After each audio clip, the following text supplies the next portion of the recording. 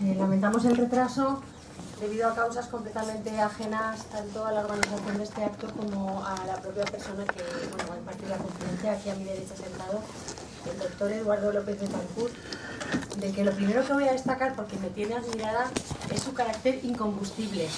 Porque vamos a ver, él ha aterrizado directo desde México esta mañana en Madrid. Como el avión ha llegado tarde, ha perdido el AVE y entonces, ni corto ni perezoso, ha alquilado un coche y viene manejando, como dicen ellos, desde Madrid y viene ahora y da la conferencia. Entonces, son muchas cosas para un solo día. Con lo cual, vaya primero mi rendida admiración para comenzar. Y luego, para presentarle, bueno, es una persona que tiene una trayectoria académica realmente llena de un montón de acontecimientos y un montón de obra.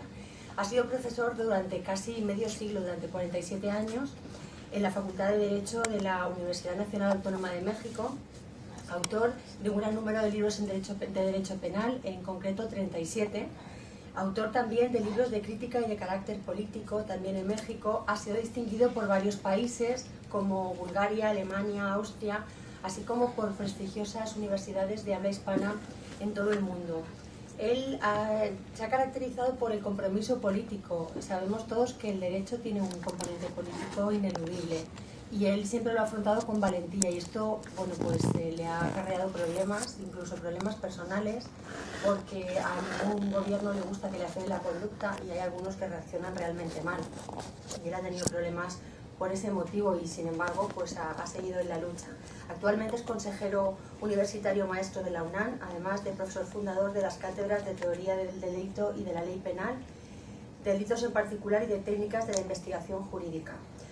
Ha participado en ingentes conferencias, mesas redondas, seminarios, coloquios.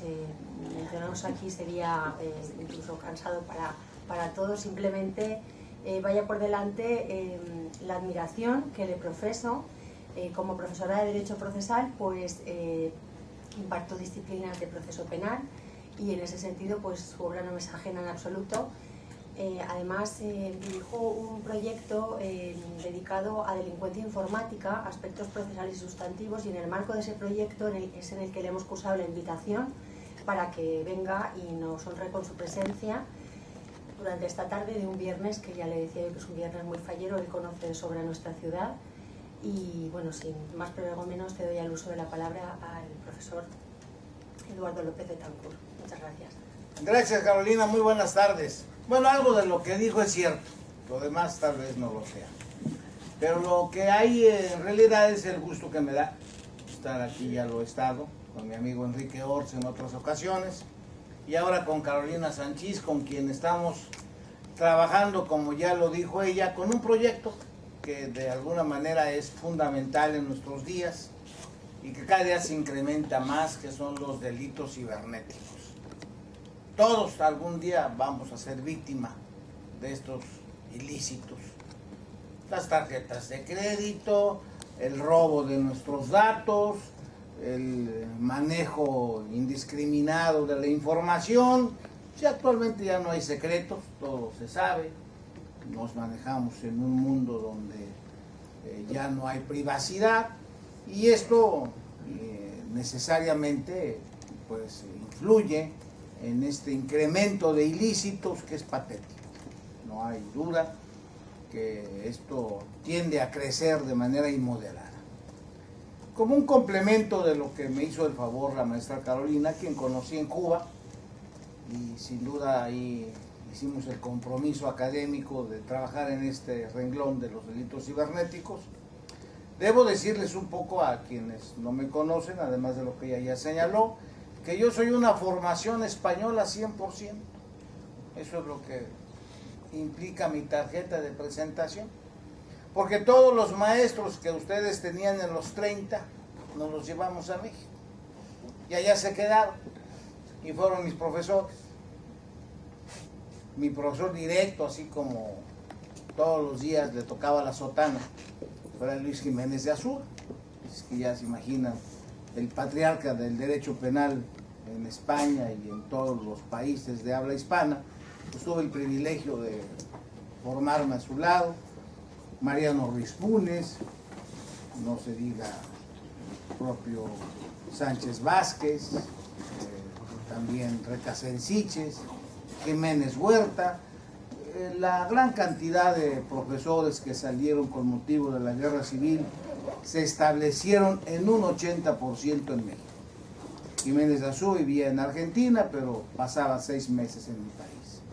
Esto nos alimentó en todo lo que se refiere al derecho, de tal manera que mi formación es 100% hispana, y en eso implica que en algún momento de mi vida me vi incitado a buscar a España, y me da gusto que ahora tengamos mayores relaciones, porque vine precisamente aún en la época final de la dictadura y contacté con varios maestros, muchos de ellos de la Universidad Complutense de Madrid, también de Sevilla, de la Carlos III, con quien ya tenemos ahora establecido un sistema muy intenso de actividades académicas. El próximo mes, tendremos un grupo de profesores de la Carlos III, irán varios maestros. La maestra Carolina Sanchís está invitada con un grupo de docentes, ya falta programar únicamente la fecha. En esto pues implica el que tengamos un intenso contacto, vasos comunicantes frecuentes. El tema que me trae ante ustedes, delitos cibernéticos. En México hay una gran anarquía en este renglón.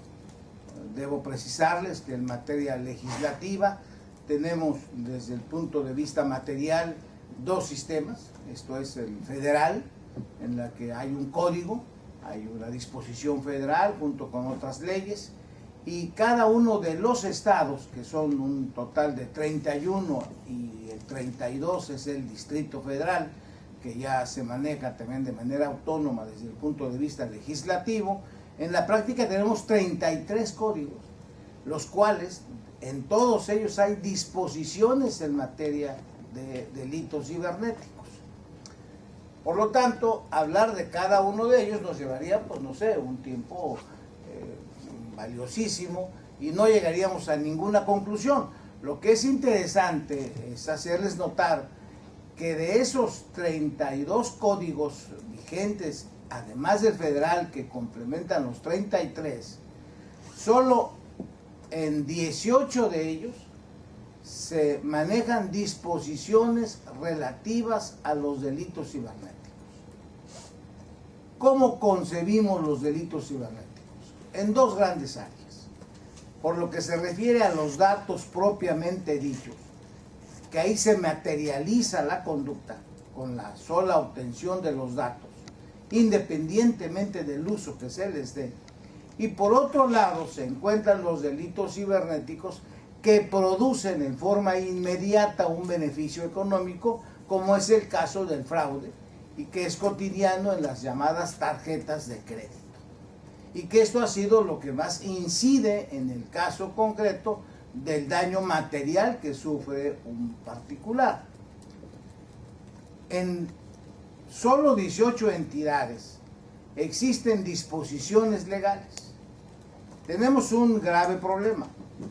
Solo en el año 2013, que acaba de concluir, se detectaron más de 1 millón de transacciones económicas fraudulentas. Se detectaron. Se supone que por lo menos llegan a 3 millones. Cuando hablo de detectar es porque hubo denuncia por parte de los afectados.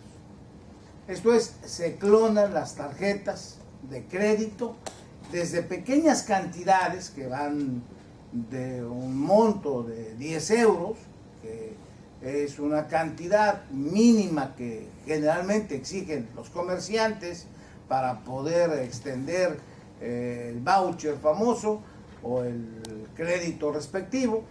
Implica esta la opción cotidiana, que es la que más se conoce y se castiga. Obviamente encontrar al responsable es muy complejo. Casi siempre queda impune el delito, entonces no se sabe. Y al final de cuentas son las empresas aseguradoras las que dan la cara ante los bancos o ante los particulares, porque en esto también existe una actitud displicente por parte de los sistemas financieros de no responder como debe de ser. De tal manera que solo aquel particular que reclama, que se vuelve constante en sus solicitudes, que está dispuesto a pagar los servicios jurídicos y sobre todo cuando los montos son importantes. Si a un particular le han clonado la tarjeta por 10 euros, pues ya se va tranquilo porque dice menos mal. A mi compadre le quitaron 20 euros, a mí solo 10 y ya eso le satisface. De tal manera que hay una impunidad dramática en buena medida porque no hay continuidad. Las instituciones financieras de inicio se niegan a cubrir cualquier responsabilidad, simplemente se marginan. Hablo de más de 1 millón en el 2013. Se calcula que por lo menos 3 veces más esa fue la cantidad por lo que se refiere a esta característica de los delitos propiamente en el que se utiliza una tarjeta de crédito, y esto es patético, y debo decirles que México es el líder en todo Hispanoamérica en materia de defraudación utilizando estos medios electrónicos. El otro renglón, el primero que les señalé, también es dramático, es el robo de información.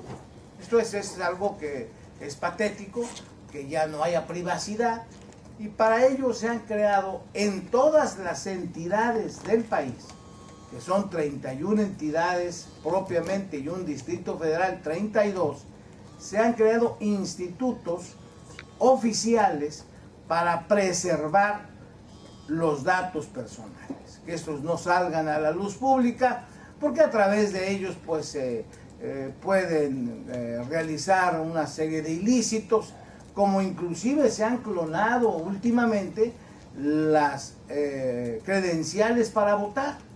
Y esto pues de alguna manera repercute en el proceso electoral mexicano en forma patética. De tal manera que ahí, por ejemplo, en el caso concreto del presidente último de Peña Nieto, se afirma que se clonaron tarjetas para que triunfara, y obviamente que además a cada tarjeta clonada de carácter electoral se les entregó una cantidad para que obtuvieran un beneficio en determinada cadena de tiendas, en fin, una serie de circunstancias que se presentan en el robo de la información. Hemos avanzado muy poco.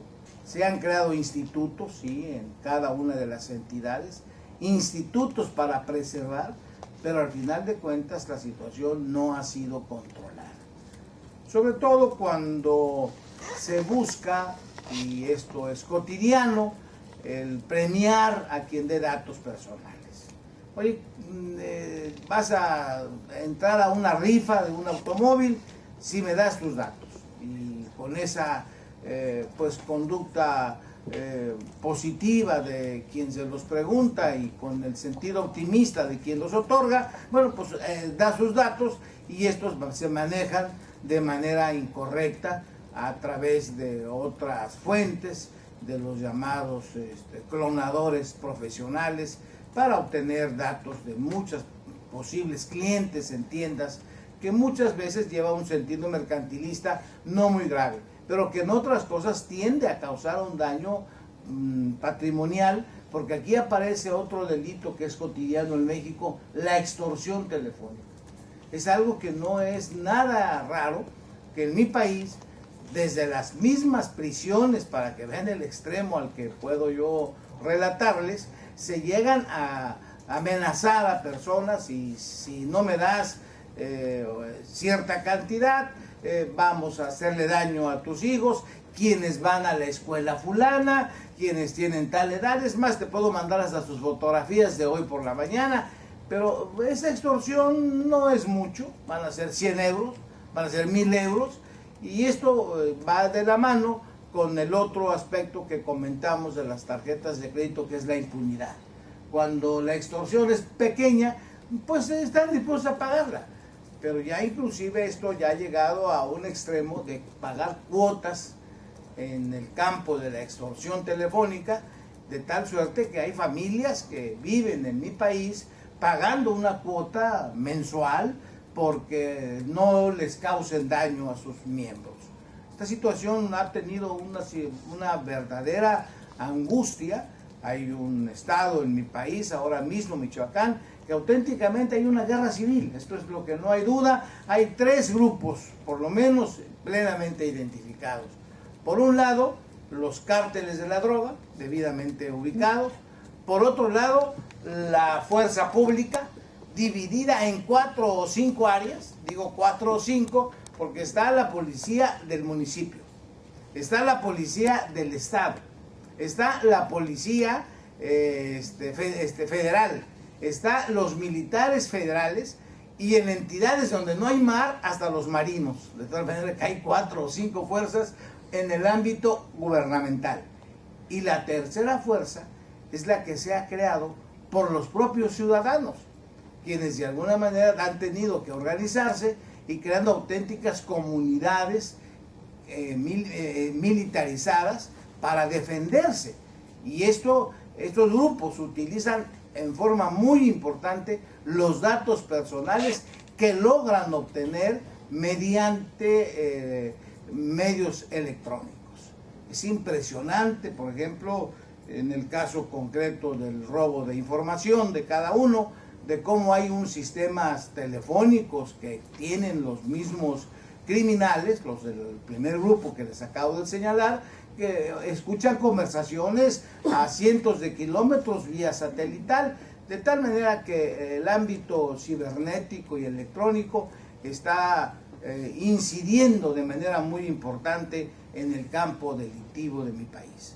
Esta situación va de la mano que cuando se denuncia un hecho delictivo, excepto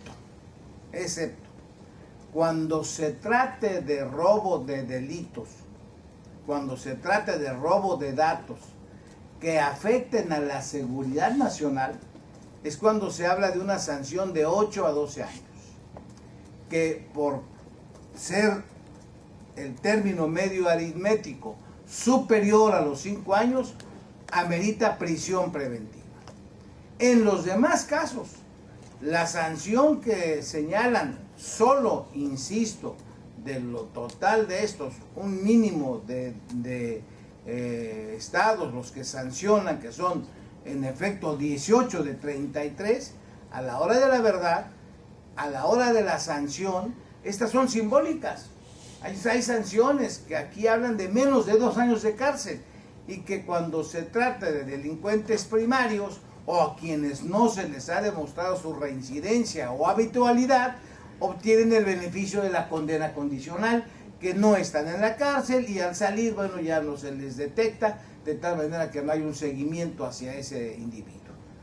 Además de la falta de cultura de la denuncia por los montos, la falta de confianza en los órganos de justicia, agreguemos que las sanciones son simbólicas en la gran mayoría de los casos. De tal manera que ante este drama que vivimos en materia de información, pues agregamos otro hecho que es preocupante: la extraterritorialidad del delito. Se ha detectado que muchos de estos hechos delictivos se están cometiendo desde Colombia o desde Guatemala. Y ahí es donde la complejidad se vuelve más dramática, porque pues ¿qué hacer? Están en Colombia, de aquí a que le avisamos a Colombia, están en Venezuela, de aquí a que se le avisa a Venezuela, están actuando desde, porque además las llamadas, sobre todo en el campo de la extorsión, esto resulta verdaderamente fuera de control. En este momento, se los dije al inicio y lo confirmo ahora, vivimos una anarquía preocupante. No tenemos una política criminal para atacar este drama. La situación no tiene paralelo en nuestro país. Sentimos que va creciendo de manera inmoderada. Yo le mandé a la maestra, a la doctora Carolina Sanchís, mi conferencia escrita, que seguramente se las hará llegar, en la que amplío cada uno de estos datos que me he permitido ofrecerles, pero sí puedo sintetizar al final de cuentas que vemos con gran preocupación la anarquía que hay en el país. Hemos estado luchando para que se cree un solo código penal. Casualmente, como la maestra Sanchís me dijo que vendrían 6 personas a mi conferencia, traje 6 libros, pero entonces voy a quedarles a deber, porque aquí es un esfuerzo académico, pero no te los mando, no hay problema, en donde precisamente planteo algunos de esos conflictos. Es un esfuerzo académico por el que estamos luchando ahora para poder resolver este tipo de situaciones, que obviamente no van a beneficiar en mucho, puesto que existe la ausencia de disposición por parte de los pasivos, por parte de los afectados, para formular denuncias. Por los montos, un criminal dice, bueno, si clono una tarjeta de crédito de un banco, inclusive muchos de ellos de origen español, Santander, por ejemplo, si clono 100 tarjetas diarias de 10 euros, me llevo 1000 euros diarios, sin problemas. Porque además esto está también planificado, que hay pequeños negocios que se dedican a eso y se sabe. Esto es, pero ante la ausencia de denuncia por parte de los sujetos pasivos, no, me quitaron solo 10 euros y la verdad es que me fue bien.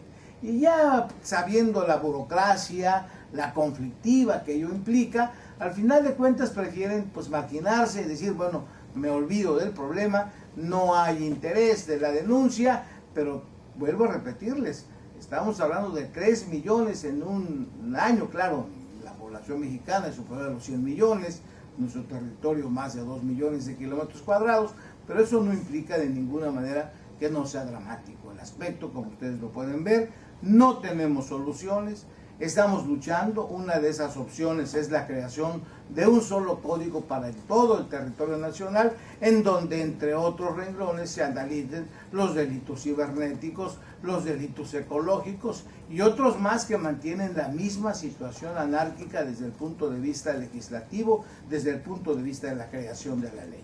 Por lo que hace al renglón del robo de datos, esto también toma ya un sentido preocupante, porque ha llegado a incidir, como les comenté, en otras cuestiones de fundamental valor, como pueden ser los de la democracia. En el momento en que se siga incrementando el clonamiento, por ejemplo, de tarjetas para votar, pues esta situación va a ser dramática y tampoco se tiene solución para ello, precisamente por esa situación que se ha incrementado, que es el robo de datos personales. Aquí es donde tampoco tenemos solución. Ya no digamos otro renglón que también no deja de ser interesante o fundamental o preocupante, que es el relativo a la situación de afectación que le causa el que se difundan datos personales. Recientemente en el estado de Chihuahua hubo un congreso muy importante en el que me tocó participar y obviamente sí hubo una gran cantidad de personas que exponen, juristas, esta preocupación por lo que se refiere a robo de datos y a que estos se difundan y que en ocasiones pues causan efectos nocivos. Una persona, por ejemplo, que está haciendo un trámite económico para obtención de un crédito, el que digan que tiene tal cantidad de dinero de capital, eso inmediatamente aparece otro ilícito que es cotidiano, que es el secuestro. Vamos a secuestrar al que tiene dinero y esto no crean que es eventual. Dicen, usted acaba de obtener un crédito de Bancomer, usted acaba de obtener un crédito de Santander de 1 millón de euros. Por lo tanto, deme 900,000, a una pandilla lo hace, o matamos a su familia. Y esto pues son datos que obtiene precisamente del mundo cibernético. Podríamos seguir abundando, la verdad es que hay gran cantidad de situaciones. Algo que también no quisiera dejar de comentar y que ya se ha vuelto también preocupante, ya en forma dramática, es lo que se llama la pornografía infantil. A través de los medios cibernéticos también se ha llegado a extremos inauditos, ya no hay control de este renglón y pues es una lucha en ocasiones estéril la que se está realizando porque no se encuentra. Volvemos al tema de la extraterritorialidad de los delitos. Esto se ha encontrado sobre todo en Estados Unidos, una gran cantidad de información de niños afectados mexicanos por este ilícito. En síntesis, creo pues que hay que hacer mucho todavía que hacer, falta mucho que hacer en México en este renglón. Solo les he expuesto un panorama, Las soluciones son diversas. En el ámbito legislativo lo más indicado es el Código Penal Único y de ir impulsando la cultura de la denuncia, que hoy por hoy parece que estamos muy lejos de lograrlo, puesto que no hay confianza, y aquí viene un segundo aspecto que lamentamos y que debo decirles, a mí me apena decirlo, falta de confianza en los órganos judiciales en mi país. Hay un gran decepción social hacia ellos, la inmoralidad y la corrupción es una forma de vida en México y esto pues incide notoriamente en esta falta de cultura de la denuncia. Sería pues en síntesis que ya estamos en fallas, por supuesto que vamos a disfrutar ya de estas fiestas únicas en la galaxia, debo decirles que no hay otra cosa igual, así es que ya el tiempo se nos viene encima, pero si hay preguntas o hay alguna consideración a lo expuesto, además de lo que ya les he dicho, le di a la doctora Carolina Sánchez ya la conferencia para que ustedes la tengan, los que tengan interés sobre este tema, y obviamente aquí les traje y ella sabrá quién se los entrega, estos 6 libros, porque iban a ser 6 los que vinieran. Ella me dijo así, dice, mira, si tenemos 6 es un éxito, es como tener la plaza de Játiva llena, así es que vamos a entender qué es lo que pasa en estas fiestas, y aquí está. Estos son artículos, Carolina, creo que te lo di en Cuba, son artículos de crítica a lo que te referiste en esta persecución tan grata que yo disfruto mucho. Y no soy masoquista, pero me agrada cuando hablo mal de los gobernantes. Luego se ofenden cuando yo digo que son imbéciles, idiotas, ladrones. Y dicen, no, y que nos ofendes. No, los describo, nada más, que es distinto. Así es que en esa dimensión, pues aquí estamos también familiarizados. Así que no hay duda de que hablamos de lo mismo. Carolina, gracias. Y a ustedes también. Muchas gracias.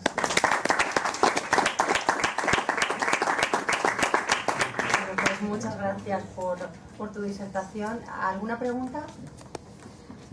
Bueno, yo para romper el hielo, o bueno, por lo menos una pregunta sí quería hacerte, es que me ha llamado la atención cuando has comentado lo que hay tantos estados mexicanos que no tienen una regulación sobre delincuencia cibernética a estas horas. Solo 18 lo tienen y los otros 25, no, 22 no lo tienen. ¿Y entonces ahí qué se hace?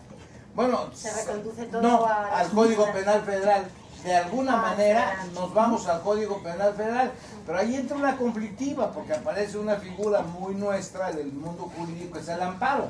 Pues cuando un abogado en un asunto importante promueve un amparo, alega que es el orden local y no federal. El Código Penal Federal sí lo regula y se crea una situación de conflicto de leyes bastante severa. Es lo que pasa. Ese vacío legal que a estas alturas tendría Por que supuesto. estar... La solución es esta. Yo insisto en que el Código Penal Único, este es un gran esfuerzo. Ya tenemos ahora un Código Procesal Penal, porque estamos caminando por el sendero de los juicios orales, que de alguna manera pues hay quien tiene fe en ellos, hay quien no. El problema más que del proceso es el conflicto de los hombres que lo hacen. Pero siempre hay que apostarle a cambiar las cosas, no hay duda. Pero sí, si ya tenemos el código adjetivo, necesitamos el sustantivo. Muy bien. ¿Alguna pregunta más? Don Eduardo, todo el mundo se explica, todos los juristas mexicanos se explican como usted. Fíjate que no, la verdad es que mis colegas son moderados y prudentes. Yo soy imprudente y agresivo. Pero es que yo estoy excepto porque, claro, ustedes se denota, tienen un acento específico, especial. Y yo estaba escuchando a un profesor español. Sí, claro. Bueno, yo te he dicho que estoy en formación española. Claro, lo ha dicho, pero es que... A mí, mira, a mí cuando me dicen, luego, es que tú no hablas, gritas. Bueno, entonces que lean el poema de uno de los más grandes poetas españoles, que lo deben leer ustedes, porque grita en español. Y en eso estriba, pues, que yo tenga esa concepción. No, muchos de mis colegas son prudentes, moderados, hablan con propiedad. Y la verdad es que sí tengo ese estilo. Yo tengo un primo en Puebla, en México, y claro, no lo entiendo también como usted. Y mi primo. No, pero imagínate. Y también tiene carrera superior, aunque lógicamente no es la carrera de jurídica. Pero yo tengo, hay muchos giros, muchas expresiones que me cuesta captarlas. Claro, eso también es cierto, los regionalismos, ¿no? Tienen su... Para ir al final de una pregunta. Sí, la pregunta era la siguiente, por permiso. Es decir, nos enteramos por las noticias, por diversos medios de comunicación sobre los secuestros de los españoles que se hacen a través del móvil. Eso no sé si es lo último fashion, la última moda que está en México en contra de los ciudadanos españoles, o es simplemente un modo de vivir de los secuestradores o es en contra de cualquier ciudadano de cualquier tipo. El secuestrador no ve nacionalidades, No ve. no hay problema. Pero si se secuestra a un español por circunstancias especiales, digo, no te voy a decir que sea contra un grupo determinado o determinada nacionalidad, no. Lo que sí quiero decirles que en esto de las nacionalidades fue un caso histórico el que pasó en México. El secuestrador busca al rico. Entonces entendamos, al que tiene dinero, al que le puede quitar la plata. El secuestrador no va a perder el tiempo. Es más, el sistema es sofisticado, si tiene su manejo diverso. Desde el secuestrador que sabe que don fulano es rico, hasta los que no tienen mucho dinero, pero que le saca dinero pues con cierta facilidad. Hay lo que se llama el secuestro express. Ese es rápido, 1,000 pesos y ya. Y eso que no lo hemos sufrido no somos mexicanos, ¿no? En ocasión, estando con mi esposa aquí presente, de pronto nos hablan. Estaban mis hijos, nuestros 2 hijos montando, los 2 mayores a caballo, y uno de ellos nos habla. Estamos convencidos de que era el varón, el mayor, y dice: papá, me acaban de secuestrar a mí y a mi hermana. Era su voz, pues no era su voz. Lo que pasa es que la emoción, el sentido, etcétera, y no cuelgue el teléfono porque en este momento los vamos a matar si usted cuelga el teléfono. Manténgase el teléfono, traiga dinero a tal esquina, y muchos caen. Es un secuestro express, rapidísimo, psicológico, porque ni hubo tal secuestro ni nada. Y obviamente, bueno, pues por suerte, pero no hay familia que no haya sufrido en uno de sus miembros este secuestro. Es más, ya recomiendan por la televisión cuando cuelgue inmediatamente.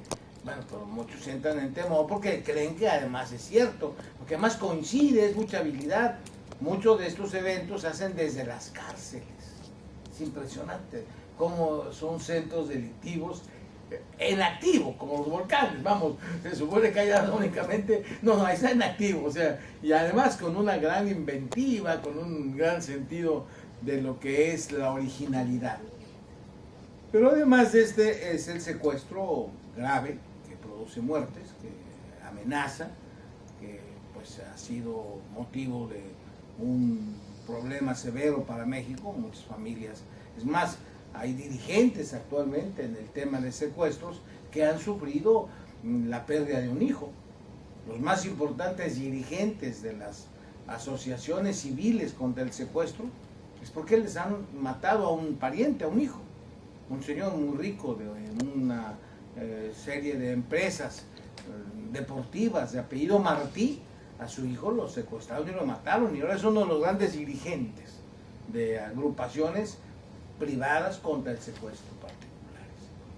De tal manera que el secuestrador no actúa contra nacionalidades, lo hace cuando puede darse un caso de excepción, y además intensifica la información y se hace creer que, por ejemplo, ahorita los canadienses les han mandado a los que salen que no visiten México por esto, y pues bueno, sin duda es una situación de tipo político turístico, ¿no? Que no es el caso. México vive dramas, pero vamos, se puede visitar, y les garantizo que no les va a ir nada peor que les podría ir en Nueva York, o sea que vamos a dejar en claro, ¿no? Tampoco hay que exagerar, digo, hay que cuidarse, como en todas partes. Si un sujeto anda mostrando su riqueza por doquier, va al banco y saca 1,000 euros y lo saca ahí, mira aquí, pues hombre, ya sé, MacPato obviamente va a ser motivo de atracción para cualquiera, ¿no? Pero si se cuida y se es prudente y se maneja, la colonia española en México es muy fuerte, muy activa, y no hay ningún problema, y hay una gran relación. No podría yo mencionarlo. En donde sí hubo una situación sui generis que les quiero relatar fue con la colonia judía. La colonia judía es de las más importantes en México y de las más poderosas económicamente hablando. Y como ustedes saben, el judío, por razones religiosas, maneja situaciones muy especiales. No se casan con ajenos, en fin, sobre todo son demasiado ortodoxos en su manejo interno. Resulta que ellos tienen un poder económico evidente en México. Sucedió que eran con frecuencia víctimas de secuestros. Y hubo muertos. Yo fui abogado, inclusive fui abogado litigante hasta hace unos años, me tocó vivir algunos dramas, ser inclusive en un momento dado hasta intermediario, negociador, en fin, fueron situaciones difíciles, pero ellos resolvieron su conflicto. Como se manejan de manera muy especial, con un poder especial real, se llevaron a un grupo de expertos israelitas que cuanto judío era secuestrado, simplemente amanecían muertos los secuestradores. Desde entonces, los profesionales del secuestro, cuando ven a un apellido judío, mejor lo sueltan. No quieren conflictos. Eso es cierto. En México, al único al que no secuestran es al judío. Porque ellos llevaron de Israel soldados preparados, ellos que son verdaderos máquinas, o sea, auténticos. Entonces en México los únicos, es más, antes por ejemplo, no sé si ustedes sepan, pero aquí debe de haber sinagogas, los sábados caminan, ellos no pueden, los ortodoxos, el Shabbat lo conservan y lo cuidan. Y hay una colonia en México de las más fuertes que se llama Polanco, en donde el sábado los ven ustedes vestidos con religiosos, con sus trajes negros, sombreros de ancha y demás, unos abrigos negros, en época de 50 grados de calor ahí van, porque son religiosos. Nadie se mete con ellos, nadie. De tal manera que eso demuestra que cuando la acción es rígida, las cosas acaban. Y cuando hay demasiada moderación, entonces, por ejemplo, se sabe que en México, pero además esto no es broma, los judíos son los únicos a los que no tocan los secuestradores. Y los demás son iguales, españoles y, pues, en fin, no olvides que a los españoles los queremos mucho allá, como aquí a nosotros también, así que no hay problema por ese lado. Es más fácil agarrar a un árabe que a un español. ¿Qué más? ¿Alguna otra pregunta? ¿Alguna otra duda? ¿Allá atrás nadie pregunta? Entonces, ¿a quién le voy a dar los libros? Si no preguntan, a ti te doy un libro, pues tú ya preguntaste. A mi colega también, por favor, pues yo te lo llevo. Si alguien pregunta, les doy un libro, ¿qué les parece? Así hacemos más agradable la ira, ¿no? ¿Qué me quieren preguntar? Por lo menos mi nombre, ¿no? ¿Eh? ¿Nadie quiere preguntar aquí de los chicos? ¿Son tímidos? ¿Sí? Yo lo hice por el libro, pero... No, si no te lo ofrecí antes, te lo ofrecí después. ¿Aquí quién quiere preguntar algo? ¿Nadie? ¿De veras? ¿Nadie quiere preguntar nada? ¿Por qué? Fue muy claro, se aburrió, ¿qué pasó? ¿Sí? Muchas gracias. Aquí si te doy porque vas a hacerme el favor de verme a Enrique, ¿no? Pues agradecido me siento obligado a preguntar. Yo ya sé que luego nunca es tan fácil hacerlo como decirlo, pero ¿cuál es el papel de los órganos públicos de persecución respecto de los fraudes a gran escala? Quiero decir, aquí también es muy frecuente que las defraudaciones informáticas se practiquen en pequeñas cuantías, porque eso implica que el coste de oportunidad para el defraudado de denunciar es enorme. Se me han defraudado incluso cantidades nimias, céntimos de euro. Claro, ¿quién se molesta en perder 2 días para denunciar que me han robado 40 céntimos? La cuestión es que 40 céntimos por 1 millón, pues son muchos euros. Ahí, en esos supuestos, o hay un mecanismo asociativo de defraudados a través de asociaciones de defraudados o cosas parecidas, o la acción pública se ejerce o la impunidad es siempre absoluta. La realidad es que hay por lo que hace a los activos, por lo que hace a los autores del delito, hay una auténtica red delictiva. Son profesionales.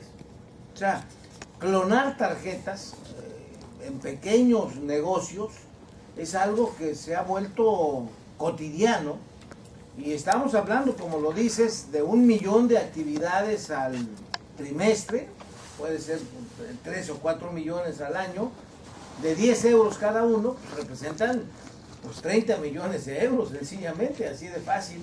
Y esto pues implica el que no haya interés de la denuncia. Pero por otro lado, y esto es lo que debo también precisar, hay una gran complicidad policíaca. Y eso es otro aspecto que es dramático. La corrupción no tiene precedentes. Es algo que no hay paralelo.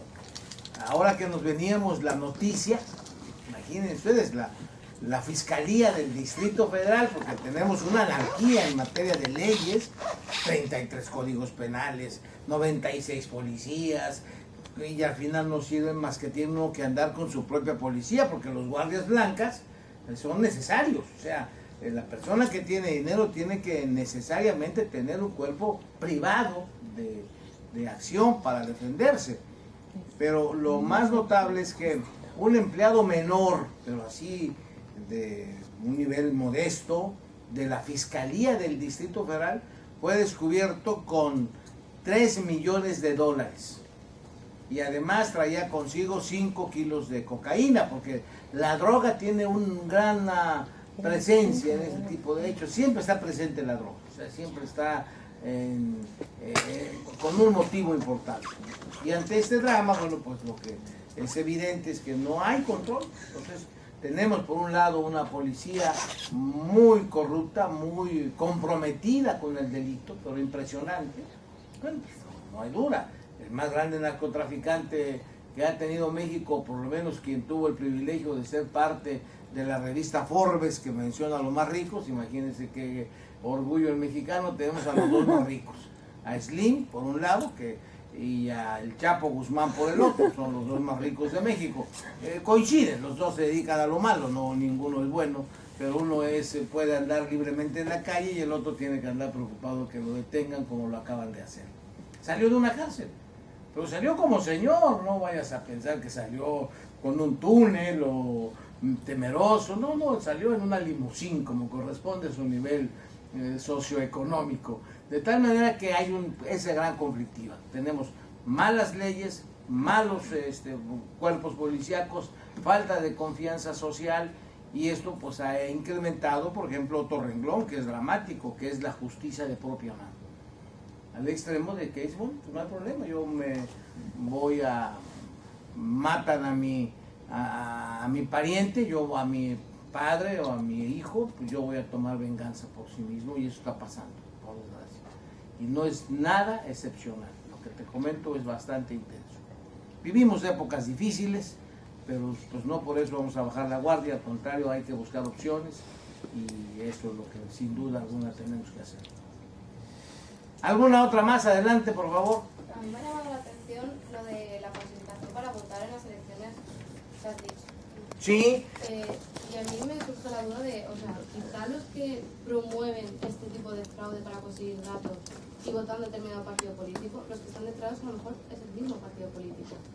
Por eso después hay tanta complicidad, como tú has dicho, y leyes malas, y se hace poco esfuerzo por ello. Y más con lo que está pasando. Fíjense que nosotros tuvimos la desgracia de 76 años un partido político que fue el que gobernó México. Después vino la alternancia con un grupo de derecha que no supo madurar, políticamente hablando. Lamentablemente siguió utilizándolo, o sea, no estuvo preparado para el cambio. Era muy triste que a partir de Fox en el año 2000 utiliza a los mismos priistas. Pues, ¿cómo digo? ¿Cuál es el cambio? Ninguno. Y esto pues motivó que a los 12 años aquello fuera un fracaso y vuelve el PRI. O sea, y además hay un sistema muy complejo en México, muy complejo. Yo no sé cómo pueda salir políticamente. O sea, hay tal cerrazón que es muy difícil. Porque además tenemos el drama nosotros de que somos un país gobernado por Estados Unidos. Esto es lo que hay que también hacer notar. A Estados Unidos le conviene un país tranquilo, o por lo menos apacible, o por lo menos manejable. Y políticamente el que mejor se adapta a estos intereses norteamericanos es el PRI, el famoso gobierno que tuvo 76 años y que ahora regresa con más fuerza. Esa es la realidad. Y ahí viene la clonación de los votos. No hay confianza, es más, la gente que ya no vota. Vamos, ya sabemos quién va a ganar, no hay ningún problema. Tenemos ya una perspectiva muy clara del fraude electoral. ¿Algo más? Además, Pero no quiero otro libro. sí, ¿y por qué no? ¿Y por qué no? ¿Y por qué te niegas al amor? Eso me parece incorrecto. ¿Cómo? Al contrario. Quería preguntar, hablando sobre los principios de ultraterritorialidad y extraterritorialidad, a nivel internacional, ¿cómo México colabora a nivel internacional? Porque si hablamos de fraude sabemos muy bien que el autor puede estar en otros países con efectos en México y al revés, puede estar en México y con efectos donde sea. Entonces, a nivel internacional, ¿cómo México maneja? Porque veo que a nivel interno, nacional, Hay mucha entre debilidad. tantos códigos y eso hasta que no se unifique no veo yo alguna solución viable. Entonces, a nivel internacional, ¿y cómo se aplica si hay acuerdos a nivel internacional? ¿Cómo se aplica dentro de México? Hemos firmado todos los convenios, y Carolina puede ser mucho más precisa en estas cuestiones. México ha firmado todos los convenios internacionales en materia de persecución de ilícitos cibernéticos. Pero la realidad es que si internamente no logramos combatirlo, externamente mucho menos. Te dije hace rato que gran cantidad de los delitos cibernéticos se cometen en Colombia, el principal país en donde llegan las llamadas extorsionadoras, en donde llega el robo de información. Bueno, aquello no tiene paralelo, sin que implique que solo sea Colombia, también de Guatemala se han descubierto, y en Estados Unidos, sobre todo en lo que se refiere a la pornografía infantil, que ha tomado un sentido dramático. Pero no tenemos en América una corte internacional que supuestamente interamericana, no funciona, nuestro derecho internacional penal es muy débil, no tenemos experiencias más que para crítica de alguna manera de algunos casos muy dramáticos, sobre todo en el que se refiere a los atentados de derechos humanos de personas perseguidas o de delincuentes políticos. Pero no podríamos considerar que en materia cibernética tengamos avances, es la verdad. ¿Tú si quieres libro o no? Me va a hacer menos. Lo digo por la facilidad de idioma entre México y aquí, y por la situación económica que tenemos aquí. Tras terminar los estudios, mis compañeros y yo me refiero, ¿nos recomendaría ir a trabajar ahí? ¿A México sí? Sí. Sí, pues ganarías más que cualquier mexicano. Hoy por hoy, inclusive hay un estudio, se habla de la tercera migración española a México. La tercera. La primera fue en el siglo XIX, la segunda fue en los años 40 y la tercera se habla de ahora. Muchacho, es que la preparación cuenta mucho. Una persona bien preparada en México tiene éxito. Y el español tiene disciplina, por lo menos vamos, hay casos también de excepción, también hay holgazanes como en todas partes, pero les va bien. Es más, hace poco El País, Carolina, y te lo puedo mandar porque lo tengo recortado, y tengo un artículo sobre el tema, precisamente de cómo se está dando ahora con este problema del desempleo en España, como muchos jóvenes entre 30 y 40 años se están yendo a México para trabajar, y les está yendo bien. O sea, si me preguntas si te va bien, sí, sí te va bien. Sí, allá lo harías bien. No te diría que mejor que acá, pero sí te va bien. ¿Y en qué zona? En cualquier parte, pero fundamentalmente en las grandes ciudades. O sea, es donde más hay... bueno, tengamos en cuenta que hay algo que es importante. Nuestro nivel de desempleo está por abajo del 10%, ¿eh? O sea que realmente podemos sentir que andamos bien, ¿eh? Aquí estamos en 26. Bueno, por eso. Además, la preparación cuenta mucho, la disciplina mucho, ¿eh? Y cuenta mucho, o sea, de veras, hay un gran cariño, funciona, pueden irse. Me hacen la lista y ya les mando el boleto de avión. ¿Eh? Porque además los puedo promover allá, en fin, bien. Por supuesto que sí les va bien, sí te puedo aconsejar. ¿Qué más? Yo mismo. Que yo quería preguntarle si usted cree que realmente este código penal único puede llegar a ser efectivamente hecho y que aplicarse de igual manera. Solución no, opción sí. solución. En realidad no. La solución son los hombres. Mira, yo siempre he considerado que una mala ley en manos de un buen juez se resuelve el conflicto. Pero la mejor ley del mundo en pícaros, sinvergüenzas, no resuelve el conflicto. Va a ayudar, sí, va a ayudar, es una opción, pero no es la solución. Y va a ayudar como lo habla con Carolina. ¿Cómo es posible que de 33 solo 18? Eso es muy increíble, ¿no? Que solo sea así. Eso no puede ser. Además, imagínense ustedes, nomás el tema de edades, fíjense, qué situaciones tan absurdas. El tema de la edad es un tema sistemáticamente discutido en México. ¿Cuándo se debe considerar a una persona mayor de edad y por lo tanto imputable en el campo del derecho penal? ¿18? ¿21? ¿16? ¿15? Nuestra frontera norte es Baja California.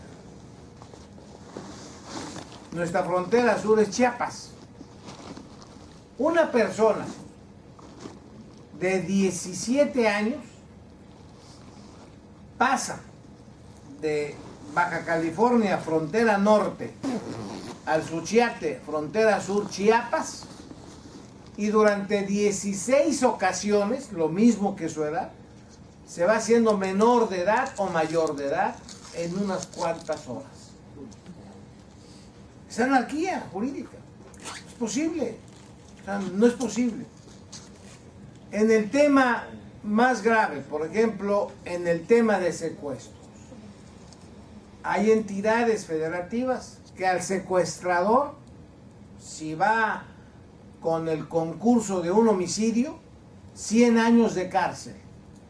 Claro, hay que pensar que se aplique a un bebé, porque pues ya una gente adulta no se puede, tiene que ser necesariamente pues, un niño para 100 años de cárcel, ¿no? Que tiene 18 ya no los va a aguantar. Pero eso son los absurdos, 100 años de cárcel.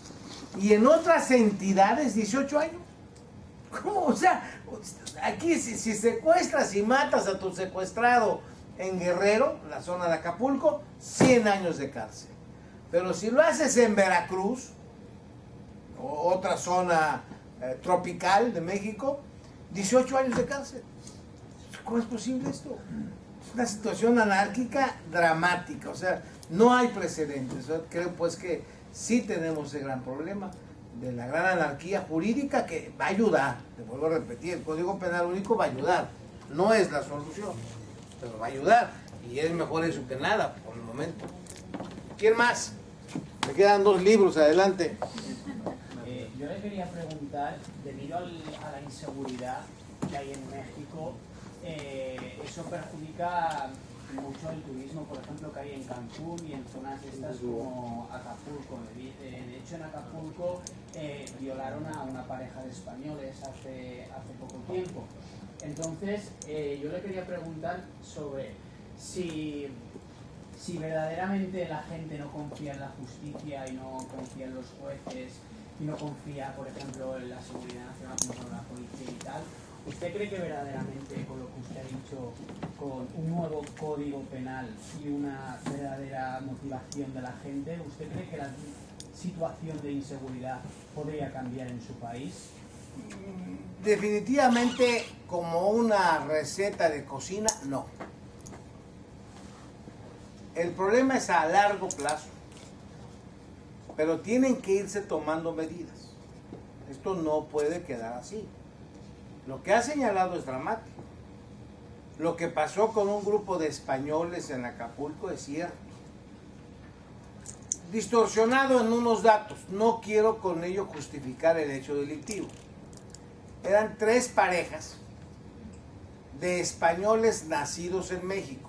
Vamos a dejar en claro, no eran visitas de Galicia ni de Valencia. Eso no quita lo grave del hecho, simplemente te lo preciso, porque ahora con la doble nacionalidad, pues muchos hijos de españoles, inclusive nietos de españoles, tienen el privilegio de andar viajando con un pasaporte europeo, lo cual pues les da entrada a todas partes del mundo. En cambio, pues otros solamente manejamos un solo pasaporte. Se les ubica pues como españoles, pero no por eso es menor. Ellos tres, eran tres jóvenes, tres parejas, alquilaron un bungalow en las afueras de Acapulco. Yo soy de Acapulco, te debo aclarar, por eso estoy informado. Tu casa, que así es como decimos, mi casa está en Acapulco, ahí radico. Entonces por eso conozco el hecho delictivo. Ellos, esas tres, digo, no le quito nada, al contrario, grave, lo sanciono y todo lo que quieras. Pero el hecho fue que esos tres jóvenes, tres parejas, alquilaron un bungalow en una zona despoblada por fumar marihuana. O sea, porque era más fácil conseguirla, porque el olor no molestaba a los vecinos. Y entonces, aborígenes al fin, mis paisanos, les piden marihuana, les traen la marihuana, los invitan a los que llevaban la marihuana a beber y a estar ahí, y pues se les antojaron las parejas que ellos traían, y ahí se dio una situación ilícita grave. Esto, repito, no le quita ninguna circunstancia delictiva, no, pero así fue el hecho. Ahora, esto no es lo cotidiano, te lo quiero aclarar. Hace poco también a un griego lo mataron, sí, pero andaba comprando cocaína, o sea, y eso te pasa en Ámsterdam, y te pasa en Nueva York, y te pasa en cualquier parte del mundo donde hay actividad delictiva. No quiero decir con esto que sea correcto, no, yo no quiero justificar, pero tampoco podemos manejar, por ejemplo, Cancún. Cancún es un lugar segurísimo, no tienes idea qué seguridad hay. No deja de haber delitos. Hace poco un importante personaje del mundo artístico mató a su mujer allí en Cancún. O sea, fueron dos norteamericanos, la mató y se supo. Y obviamente, bueno, pues también en Sudáfrica el deportista minusválido más famoso mató a su pareja. O sea, no deja de haber delitos. El delito es propio de la naturaleza humana. Pues te puedo decir que hay zonas en las que incide el delito, pero Cancún, por ejemplo, está, no digamos, blindado, no hay, pero de que hay menos actividad delictiva. Sí. En cambio, en otras partes es patético. México vive una situación, el caso de Michoacán, que te acabo de relatar, y esto va a acabarse con una serie de situaciones que se den a mediano y largo plazo. Pienso con pena que no hemos tocado el fondo, que no hemos llegado. Es que, por ejemplo, lo de Michoacán, no lo crees, o sea, es caricaturesco lo que te cuento, fíjate. Los narcos, porque además es una estupidez mundial, ahí está el drama. O sea, el drama de la droga es la actitud más irresponsable y corrupta de los gobiernos. Aquí, en México, como aquí en España, yo puedo traer mis 2 gramos de cocaína para mi consumo. Así lo dice la ley de salud mexicana. Es más, cuando me invitan a dar una conferencia, les digo, aquí traigo mis 2 gramos de cocaína. Aquí como donde quiera van a escucharme, porque les interesa en ocasiones lo que digo a los gobiernos. Aquí traigo mis 2 gramos, aquí son para mi consumo personal. La ley de salud dice, puedes traer consigo para tu consumo personal 5 gramos de marihuana, 2 gramos de cocaína, 5 mililitros de heroína, así lo dice. Puedes traer consigo. Digo, es mi derecho, pero no la puedo comprar. Tengo que ir a meterme en un suburbio donde mi vida corre peligro. Tampoco la puedo sembrar. Oye, pues eso es absurdo. Puedes tener coche, puedes, pero no lo puedes comprar. ¿Entonces cómo le hago? Tampoco lo puedes construir. ¿Cómo? Digo, es solamente en mentes, demoníacas existe esa opción. Entonces, el día que se regule en el mundo eso, digo, es que, vamos, contra la droga, ay, qué bonito se oye ese discurso, porque la droga mata los neurones. Sí, pero ahí está la droga, ahí está, ahí se vende. En la universidad mía, yo estoy dando clases, y a 100 metros hay una zona que se llama Las Islas, donde se está comercializando la droga.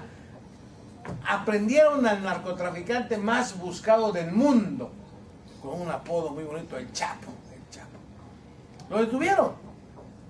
al día siguiente ya no hubo droga en el mundo, bajó la venta, disminuyó o aumentó el precio. No, el precio es el mismo, lo mismo. $1, 12 pesos mexicanos, 13, un carrujo de marihuana de la Golden, de la que viene muy bien porque es tropical. Así le llaman la marihuana Golden. Por favor, el mundo es el que está ocasionando la corrupción. ¿Por qué? Porque díganme qué explicación hay. ¿Puede consumirse la droga? Sí. ¿Es un derecho intrínseco del ser humano? Sí. ¿Es libre albedrío? Sí. Pero no la puedes comprar. Entonces, ¿cómo le hago? Pues prohíbemela mejor, mátame, vamos a matar a todos los drogadictos y así disminuye la población mundial. Pero seamos congruentes con nuestra legislación. Entonces en México, eso es impresionante, porque estamos hablando en materia de drogas de una ganancia de $500 mil millones al año. El presupuesto mexicano no llega a $300 mil millones, todo lo que se gasta y se roban y todo. Pues imagínense ustedes que no podemos contra la droga. Pero la droga no es que queramos legalizarla, ya está legalizada. ¿Por qué no queremos entender eso? ¿Por qué discutimos necedades? ¿Por qué seguimos todavía? Ay no, y vamos a autorizarla, y Uruguay ya lo hizo, y Colorado también. En todo el mundo está autorizada la droga, excepto en países como algunos árabes, algunos orientales, donde está prohibido su consumo, prohibido, y el que lo consume es un delincuente. En España no es un delincuente el que consume la droga, el que la vende sí, el que la siembra también. Eso es estúpido. Tenemos que ser congruentes si queremos acabar con el delito, porque en México un gran porcentaje de delitos tienen el origen de la droga. Y el día que la droga esté regularizada, nada más darle el marco legal es todo lo que se pide, porque ya está legalizado. No es posible seguir discutiendo necedades. Adelante. Hemos pasado de la estafa a la... Bueno, ya ves que entre abogados así somos, ¿eh? Nos vamos de un tema a otro, pero todo a la vez va lo mismo, ¿eh? Sí, la despenalización de la droga, hicimos un trabajillo pequeño y es interesante y es mi opinión en favor de la despenalización de la droga, pero yo pregunto, como México es un país de tránsito, en principio dicen, un país de tránsito de cocaína hacia los Estados Unidos. Si no molesta mucho a los Estados Unidos y la despenalización futura, si no molesta mucho a los Estados Unidos por la cercanía y por los intereses, o si es solamente fachada de los Estados Unidos hacia... Fachada. Yeah. Mira, hay un libro mío, ya que estás haciendo el trabajo y me agradará que lo compres, del Corte Inglés. Ahí está, se llama Entre la droga y ¿qué se llama, Elba? Entre la droga y el crimen. Ay. Lo sacaban aquí en el Corte Inglés. Te hago la historia de Estados Unidos, muy concreta, de Estados Unidos, y te voy a decir por qué, concretamente. Es un problema económico. Ese es el tema. Económico eminentemente. A Estados Unidos le molesta que el dinero de la droga salga de Estados Unidos. Porque ahí es donde se queda. Ahí está en Wall Street, ahí están las campañas norteamericanas con ese dinero. En fin. Pues ya, ¿qué pasó? Ah, el último libro. Ya no hay más, ¿eh? Bueno, yo le mando a Carolina, los que gusten, si les interesó. Yo es que quiero hacer también una pregunta referente también a lo que ha hecho mi compañero. Es que tengo un conocido que hace poco viajó a México, ¿vale? Y me dijo que conoció a gente dedicada a la carrera judicial. Gracias. Por ejemplo, un notario que me dijo y que allí, por culpa de la corrupción, que ha dicho usted que es uno de los principales problemas, los órganos o los jueces, notarios que no quieren recibir esos sobornos o esa corrupción, tienen que contratar a sus guardas personales, llevar coches blindados. Y mi pregunta que quiero hacer es que usted ha dicho que una de las medidas es que era un código penal, entre otras medidas, pero lo que yo quiero saber es si, aun creando todas esas medidas, como ha dicho usted que la corrupción es el principal problema, si esa corrupción va a desaparecer. Es decir, si los jueces están dispuestos a dejar de recibir esos sobornos para ir adelantando en materia de delitos. Entre el derecho y el drama, mi libro, si quieren lo compran. Sí, pero es drogas 2 puntos entre el derecho y el drama. ¿no? Pues me salió cortado. Está bueno, gracias. Mira, yo te vuelvo a repetir, no hay soluciones mágicas, estoy convencido de eso. O sea, pero tenemos que avanzar, o sea, no nos podemos quedar los abogados, los maestros. La sociedad mexicana, la mayoría es decente. O sea, yo no te puedo decir, pero el 90% no tengo una estadística seria. Pero la mayor parte queremos vivir en paz. Queremos tranquilidad para nuestros hijos. Muchos deciden llevarse a sus familias, sobre todo los estados norteños, a Estados Unidos. Hoy mismo Miami está lleno de mexicanos, San Diego, Los Ángeles. No solo de trabajadores migrantes, sino de personas que cuidan a sus familias por la inseguridad que priva en México. Ellos son los que tienen capacidad económica. Los más queremos la paz y deseamos la paz y luchamos por la paz. Pero la mejor forma es el diagnóstico que tenemos de que las cosas están mal de todos los ámbitos, de que el compadrazgo, la corrupción, los malos gobernantes, los señalamientos que hizo Carolina de mi persona, es una lucha sin cuartel la que tenemos que emprender. Y vamos a ganarla porque tenemos la razón de nuestro lado.